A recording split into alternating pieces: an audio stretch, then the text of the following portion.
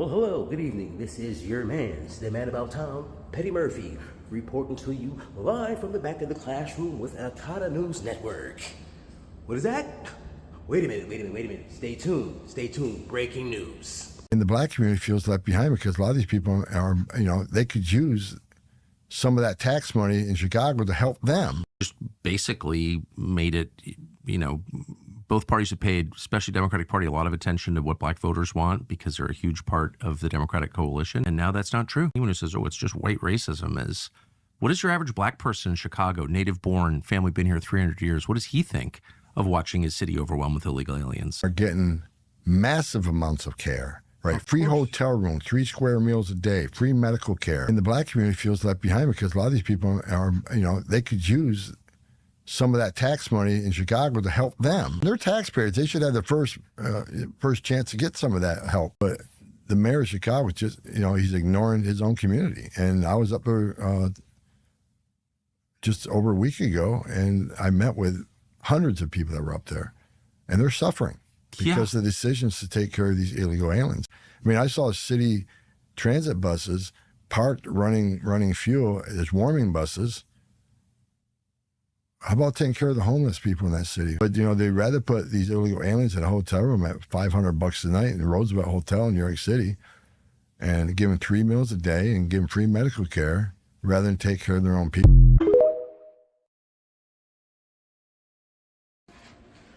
Yo, what's cracking? So right, I'm not gonna get into the whole Akata News Network spill today, right? Because I really want to have this conversation, be serious about this, right? Now, we know what's going on with the so-called diaspora wars, which, I find it funny that, one, it seems like everyone around the globe is mad at us just for existing, right? And then you hear things like the whole reparations conversation, and it's like, people, reparations is not a handout. If you're an immigrant to this country, if you're a white American and you're first, second generation, I highly suggest that you go read the Emancipation Proclamation that Abraham Lincoln penned before freeing my ancestors. Within that document, it said that there will be delivered to each head a house worth 40 acres and a mule. That treaty was denied. The 40 acres and a mule were never delivered to our people. There were a handful of people, like in the Carolinas and shit, that got it, but most of that shit got snatched back and nobody else got shit. So, this is not about a handout. It's about righting the wrong. And if you pay attention to what Tucker Carlson and Tom Homan just said in that back and forth between the two of them, we just sat back for the last 4 years, 5 years, and we watched hand over fist Kamala Harris and Joe Biden flood our communities with illegal foreign nationals. A lot of them are criminals, and we know they are. We've seen what's been happening since they've been here. People set ablaze, essays, all kind of diabolical shit, and this is going on in our communities. See, anytime there's a shift in the matrix, who's the first ones to feel it? Those in the lower realms of society, right? Or at least that are perceived that way. So a lot of these communities are already underfunded, right? But where's the money going?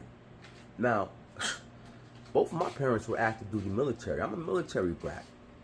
For the time I was 15, I've had a job. Every summer I got a job, summer job. Every fucking summer on base, part of the summer program, I had a job. After high school, from 18, I've been working.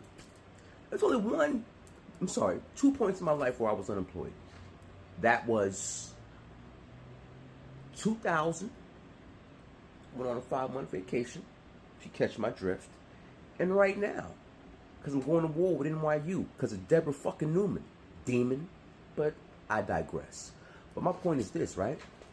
What is it going to take for us as Americans, especially us, to wake up and realize that they're constantly pandering to us.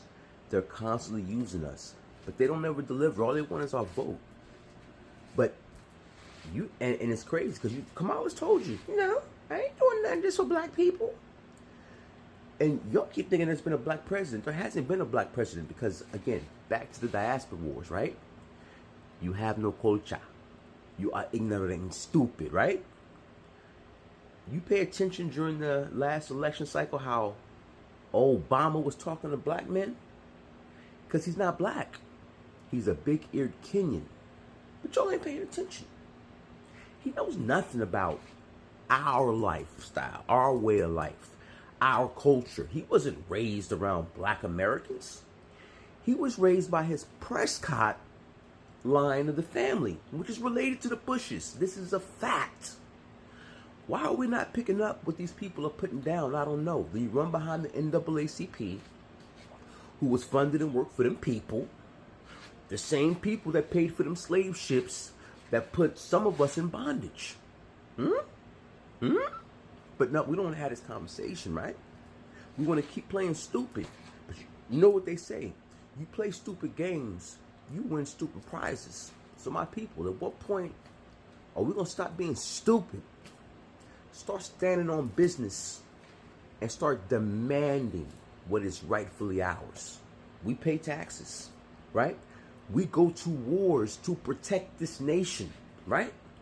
And now we have foreign nationals, a lot of them illegal, coming over here talking about we would have our doctors mistreat you. You don't call for war on someone else's land. You don't walk in someone else's house and violate and continue to disrespect them. And what blows my mind, what a lot of these immigrants don't understand is that then they sit back and they go, well, we need to come together. You guys just stop being mad about it. No, why don't you stop talking shit? Learn some fucking respect. And then maybe we could talk about getting back to business. But yeah, you know what? I'm going to digress there. And remember, it's your man's Petty Murphy coming to you live from the back of the classroom here at Akata News Network. Realize, realize, realize. And transparency forces accountability. But y'all niggas better really learn to stand on fucking business because we're at the tipping point. This is the point of no return, right? Now, we have funded, since 1964 Immigration Act, we have been funding these people who say that we ain't shit, that we're poor, and that we're degenerates. And they come over here, palms up, hands out, as you fund their lifestyle, and then they violate you. If that ain't the wildest version of Stockholm Syndrome I've ever seen in my life, I don't know what else to say. But y'all make it out of here, man. Y'all think about that. Think about that. Just think. Think, then react.